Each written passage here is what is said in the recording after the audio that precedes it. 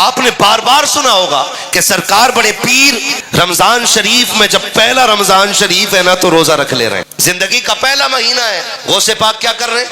रोजा रख ले रहे हैं। और 11वीं खाने वाला 5 रोजे नहीं रख रहा है, सारे ही साफ है, बीड़ी पी रहा चौक में खड़े होकर, क्यों ना रखा रोजा? तबीयत ठीक नहीं है, यहाँ दर्द है, डॉक्टर ने 2 दवा दी है, वो दोपहर में खानी पड़ती है। ये बहाने बना बना के रोटियां तोड़ रहे हैं। सरकार बड़े पीर की जिंदगी आप देखें, पैदा हो रहे हैं तो रोजेदार है। पूरे बगदाद में ये बात मशहूर हो गई कि ये जो बच्चा पैदा हुआ है सैयदों के घराने में, सुना है ये रोजा रखता है। और सिर्फ मशहूर नहीं, मोतबर भी इतने हो गए कि जब ईद का चांद देखना था तो अब्र हो गया। लोगों ने कहा कि भाई चांद तो नजर नहीं आया, क्या करना है? कहा सैयदों के दरवाजे पे चलते हैं, उनकी वालिदा से पूछते हैं कि उनके बेटे ने दूध पिया है कि नहीं पिया है। अगर पिया होगा तो समझ लो ईद है, और नहीं पिया होगा तो फिर रोजा रखा जाएगा। इतनी मोतबर जात सरकार बड़े पीर की है, और यही सरकार बड़े पीर है। अल्लाह हम सबको कादरी रखे और कादरी बना रहे। मेरे इमाम ने कहा था, कादरी कर, कादरी रख, कादरियों में उठा, कदर अब्दुल कादिर कुदरत नुमा के वास्ते। यही सरकार बड़े पीर है। उम्र शरीफ 4 बरस है। सरकार बड़े पीर 4 साल की उम्र शरीफ में बच्चों के साथ खेल रहे हैं, लेकिन उनका खेल आज के बच्चों की तरह नहीं था। 100-150 गालियां बोल देते हैं शाम तक, और फिर अम्मा से शिकायत करो ना, आपके बेटे ने गाली बोली है। बच्चा है अभी, समझदार होगा खुद छोड़ देगा।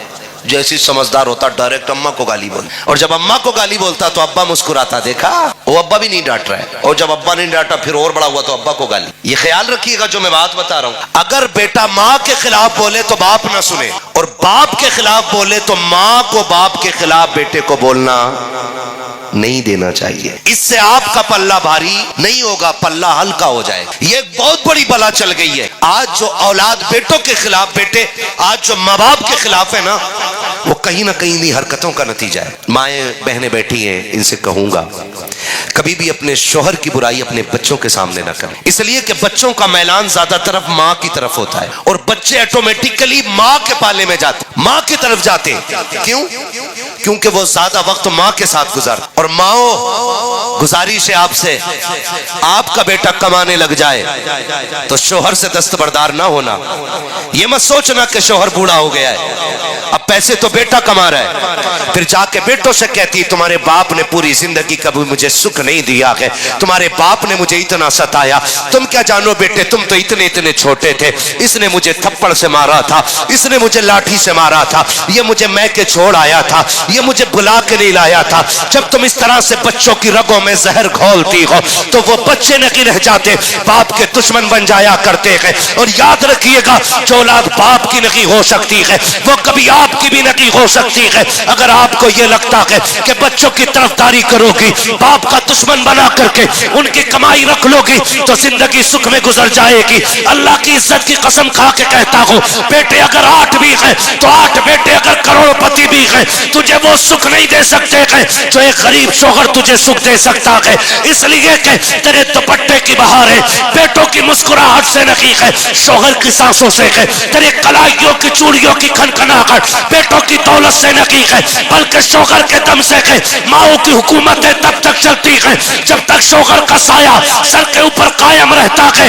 अपने बेटों को कभी बाप के खिलाफ न करना, अल्लाह तौफीक दे तो अपनी औलाद को अपने शोहर का गुलाम बना देना, और ये कहना बेटे अगर जन्नत चाहते हो बाप की जूतियां उठाया करो, यहाँ बाप राजी होगा वहाँ खुदाए पाक राजी हो। गलत नहीं कह रहा हूँ। जब से हमने मिंबर से कहा ना माँ के कदमों के नीचे जन्नत है जी, तो सिर्फ माँ ही जन्नत लिए फिर रहे हैं, अब्बा कुछ नहीं। भाई अब्बा भी तो कुछ है कि नहीं? बोलो। नहीं मौलाना बता रहे थे माँ के कदमों के नीचे जन्नत। भाई एक बात बताओगे, बड़ी बात करने लगा हूं, अल्लाह करे ये जहन में उतर जाए। माँ के कदमों के नीचे, क्योंकि हुजूर ने फरमाया तो है माँ के कदमों के नीचे। आप बोलो जरा खुल के, माँ के कदमों के नीचे नीचे जन्नत। अगर हमारी माँ हमारे बाप के कुर्ते पे लगे हुए धब्बे को झाड़ देना तो अल्लाह उस माँ को 70 नेकियां अता फरमाया करता है। अब अंदाजा लगाओ कि जिसके कपड़े पे लगे धब्बे को ये औरत झाड़ दे तो खुदा 70 नेकी देता है, और ये वो है जिसके कदमों के नीचे जन्नत है। सोच, अगर माँ की ये शान है तो फिर रब ने बाप की शान कितनी आला बनाई हो। کبھی ماں باپ کے خلاف نہیں جانا ہے. لڑ جاتے ہو نا 10 روپے کے لیے, اماں 10 روپے ضرور لیے, ضرور چاہیے, جھگڑا کر لیتے, ابا 5 روپے دے, ماں 5 روپے دے, رکھ لیا کرو. اس لیے کہ برکت کثرت میں نہیں ہے, برکت ماں باپ کی دعاؤں میں ہوا کرتی. کہاں ہوتی ہے؟ ماں باپ کی دعاؤں میں ہوتی ہے. سرکار بڑے پیر کی زندگی آپ دیکھ, سرکار غوث پاک رضی اللہ تعالیٰ عنہ, کتنی عمر ہے آپ؟ 4 سال عمر شریف سرکار غوث پاک کی, بچوں کے ساتھ کھیل رہے ہیں. آپ کھیلتے کھیلتے ایک صاحب گزرے, بزرگ صفت, انہوں نے کہا السلام علیکم. کیا کہا انہوں نے؟ اور کبھی تم بھی مائک پہ بیٹھے ہوئے کو سلام کر لیا کرو. کیا کہا انہوں نے؟ ہاں, جب انہوں نے یہ کہا نا السلام علیکم, تو سارے بچوں نے کہا وعلیکم السلام. بڑے پیر نے 2 مرتبہ کہا وعلیکم السلام وعلیکم السلام. جب 2 مرتبہ کہا نا تو وہ بزرگ رک گئے, کیونکہ وہ بھی ولی صفت تھے. سوچنے لگے کوئی تو ہے بات. سرکار غوث پاک کا چہرہ نمایا, انداز نمایا, اور پھر بیٹا علی کا صرف ایک طریقے سے سید نہیں, نجیب الطرفین, حسنی حسینی سید, جس کی سیادت کا عالم یہ ہے کہ وہ حسنی بھی ہے اور حسینی بھی. اور میرا امام کہتا تیری نسل پاک میں ہے, تو ہے عین نور تیرا, سب گھرانہ نور کا, جیو سلامت رہو, تو ہے عین نور تیرا, سب گھرانہ نور کا. کچھ بزرگ نے دیکھا, بیٹے ادھر آؤ.